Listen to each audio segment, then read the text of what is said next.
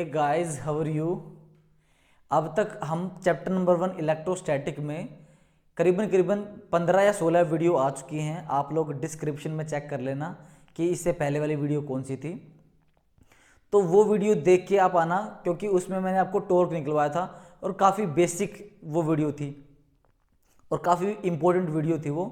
और इस वाली वीडियो में मैं आपको, जैसे आपने दिख गया होगा कि work done in rotation of a dipole in a uniform electric field, ठीक है। तो अब मैं बताता हूं आपको कि भाई वर्क डन करने की ऐसी क्या जरूरत पड़ी, ठीक है, या फिर हमने कैसे किया उसको।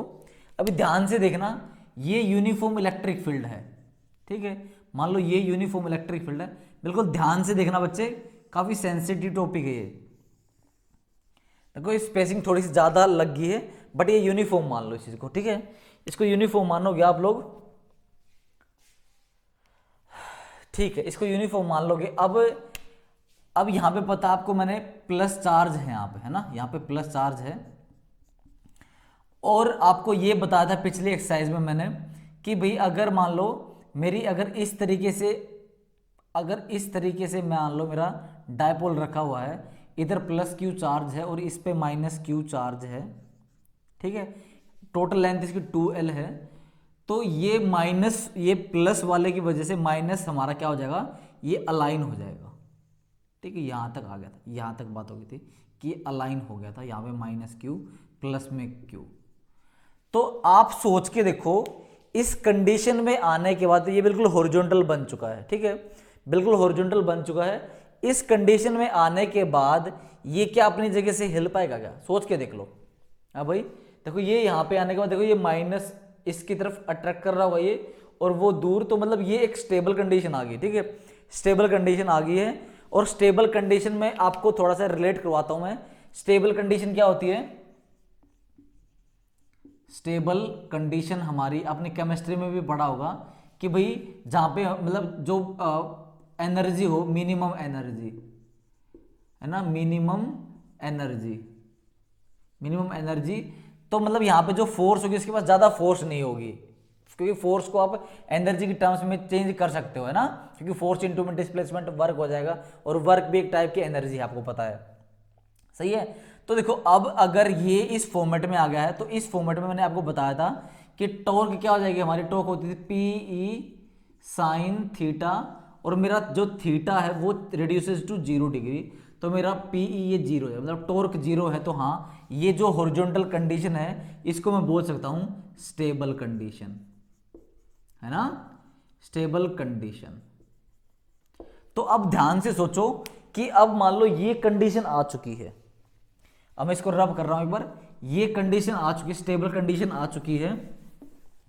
अब हमें क्या करना है, स्टेबल कंडीशंस को डिस्टर्ब करना है, तभी तो वर्क डन होगा, ठीक है ना। ये माइनस क्यू है, ये प्लस क्यू है।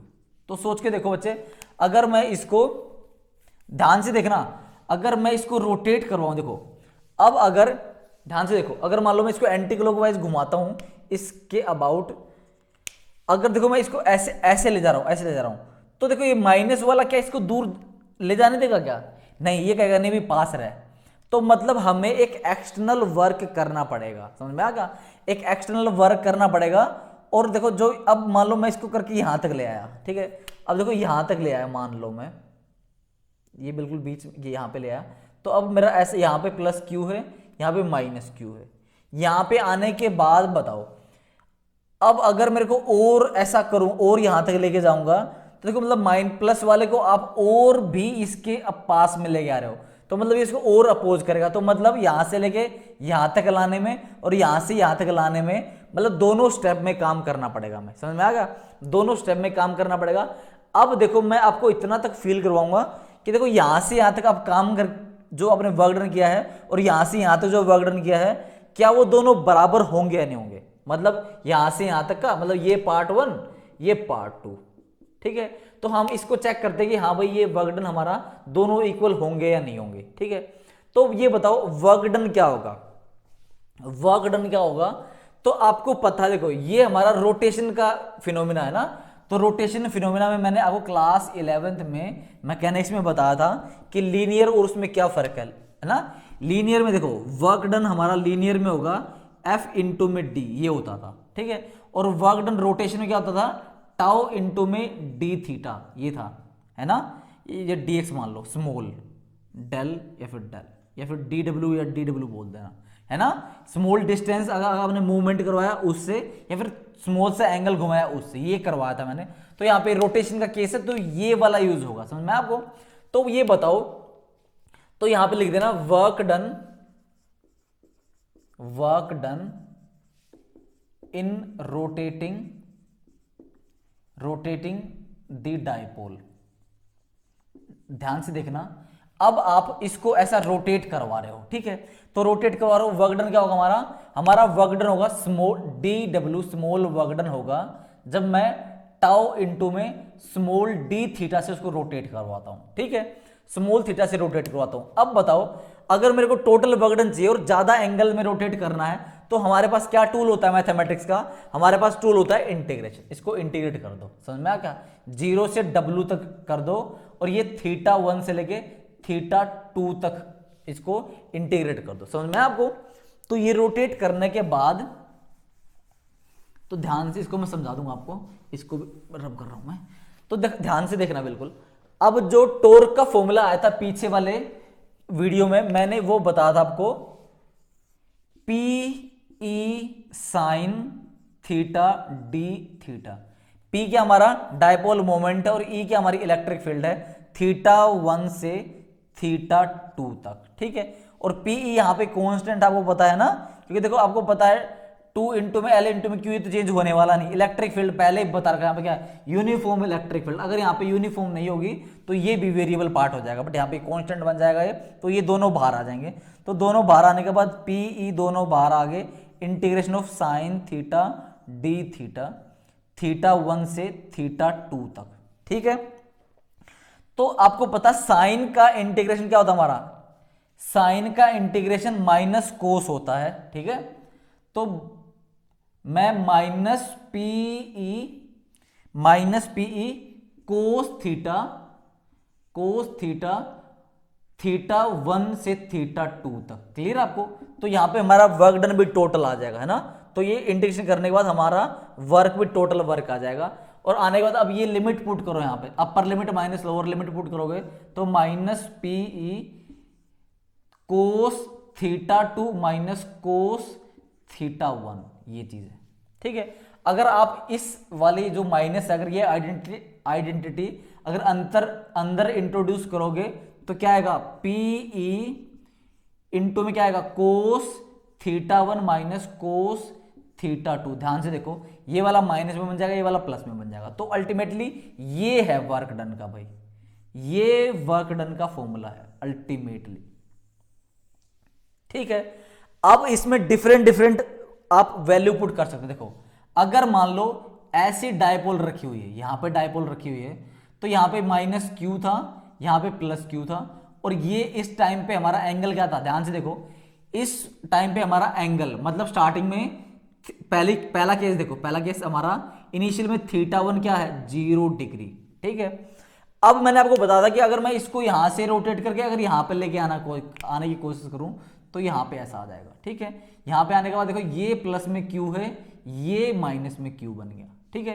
तो हमारा जो थीटा 2 है वो क्या बन गया, थीटा 2 इजिकल टू 90 डिग्री, समझ में आएगा। आप ये वैल्यू यहां पे पुट करो एक बार, देखो क्या आएगा। तो work done in rotating a dipole from 0 degree to 90 degree, देखना क्या आएगा, पीई कोस 0 कितना होता है 1 माइनस कोस 90 कितना होता है 0, तो अल्टीमेटली क्या आया, पीई। तो मतलब यहां से यहां तक हमारा फर्स्ट पार्ट में आया है work done in rotating from in one part, या फिर 0 से 90 डिग्री हमारा वर्क आया पीई, ठीक है। अगर मैं यहां पे 90 से 180 करूंगा, या फिर आप क्या करो 0 से 180 कर लो, 0 से 180। अब सेकंड केस में देखो ध्यान से, थीटा 1 है आपका 0 डिग्री और थीटा 2 है आपका 180 डिग्री, क्लियर है। तो 182 पे करके देखो। अब आप इस हमारी ये है स्टार इक्वेशन, ये स्टार इक्वेशन है, इसमें वैल्यू पुट करो तो वर्क क्या आ जाएगा, देखो पीई कोस 0 1 होता है माइनस में, यहां क्या आएगा, कोस पाई, और कोस पाई की वैल्यू क्या होती है -1, ठीक है ना। आपको क्या, देखिए यहां समझाता हूं आपको, थोड़ा सा इसको रब करके यहां समझाता हूं। देखो कोस पाई की वैल्यू क्या होगी, कोस 180 मतलब 90 प्लस में 90, ठीक है। क्वाड्रेंट कौन सा, ये क्वाड्रेंट हमारा सेकंड के आसपास मान सकते हो आप इसको, ठीक है। और इसमें हमारा कोस माइनस होता तो माइनस लिखो, ठीक है। और कोस 90 तो चेंज होगा, किस में होगा, साइन में, तो साइन 90, और साइन 90 होता है 1, तो -1 आ गया, क्लियर है, -1 आ जाएगा। तो कोस पाई की वैल्यू -1, तो PE 1 माइनस ऑफ -1, तो क्या हो जाएगा, ये 2 हो जाएगा, तो 2PE। अब आप देखो खुद समझ सकते हो कि देखो यहां से यहां तक लगा है PE, यहां से यहां का वर्क डन है PE, और टोटल 2PE है। तो तुम्हें लगता नहीं बच्चे ये भी क्या होना चाहिए, ये भी PE होना चाहिए, और ये भी PE ही होना चाहिए, क्लियर आपको, मतलब इनमें है, बट टोटल क्या है, टोटल यहां से यहां तक 2PE हो जाएगा, ठीक है। अगर आप चाहो तो कर सकते हो, है ना। अगर आप यहां पे अगर करना चाहो, थर्ड केस में अगर मैं करवाता हूं, तो मैं मान लो, चलो ले भी लो, थर्ड केस में मान लो θ1 है 90 डिग्री, और θ2 है हमारा 180 डिग्री, ठीक है।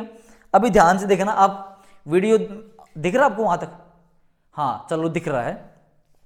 अब देखो यहां पे पुट करना आपको वर्क डन PE इंटू में कोस थीटा, कोस 90 कितना होता है बच्चा, कोस 90 होता है 0, माइनस ऑफ -1, तो अल्टीमेटली क्या आ जाएगा, माइनस माइनस प्लस, तो PE आ गया, है ना, ये दिख रहा होगा PE आपको, हाँ। तो देखो ये PE आ गया, तो मतलब आपका यहां से यहां तक भी आपका काम जो है वो PE ही है, ठीक है। तो अभी आप ध्यान से देख सकते हो, यहां तक आने के बाद तो हमारा PE होगा। अगर आप यहां पे ग्राफ बनाना चाहो हल्का सा, इसको मैं रब कर रहा हूं, इसको आप लोगों ने स्क्रीनशॉट ले लिया होगा इसका, सही है। या फिर अपने क्या है ना, एक नोट्स बना लिया, और साथ साथ में नोट्स बनाना बहुत जरूरी है, समझ में आपको। तो अगर मैं ये कंडीशन बनाता हूं कि चलो भाई ऐसी है, यहां पे मेरी इनिशियल डायपोल कंडीशन थी, यहां तक देखो, अगर आप यहां तक काम किया आपने 90 डिग्री तक, यहां तक तो काम है हमारा PE, है ना, वर्क डन इतना है। अगर आपने 180 डिग्री तक किया है, टोटल किया है, तो यहां तक है 2PE, ठीक है। और जो हमारे दोनों हाफ हैं 0 डिग्री से लेके 90 डिग्री तक वर्क डन है हमारा PE, क्लियर है। और अगर 90 से लेके 180 डिग्री की मैं बात करूं, तो हमारा वर्क डन है कितना, PE ही है, कैलकुलेट कर चुका हूं मैं। अगर मैं यहां पे 0 डिग्री से लेके 180 डिग्री की बात करता हूं, तो मेरा क्या आएगा, वर्क डन मेरा 2PE आ जाएगा, समझ में आ क्या। अब एक हल्की सी बात सुनो, ये नोट करो, या फिर वो नोट होगा वो, हल्की सी बात सुनो ध्यान से बिल्कुल। अगर मान लो इसके आगे हम लोग निकालना चाहे तो, ठीक है ना, अगर मान लो इसके आगे निकालना चाहे तो ध्यान से देखना बिल्कुल। अब मेरी जो डायपोल है, इतना रोटेट करने के बाद, ध्यान से देखना बिल्कुल, ध्यान से देखना। अब ये ऐसी कंडीशन में आ चुकी है, यहां पे क्या हो चुका है, यहां पे +Q आ चुका है, और यहां पे -Q आ चुका है, ठीक है। और यहां पे प्लस चार्ज है, यहां से इलेक्ट्रिक फील्ड आ रही ना। अब एक बात बताओ मेरे को, ये स्टेबल कंडीशन में होगा या अनस्टेबल कंडीशन में, ध्यान से बताना।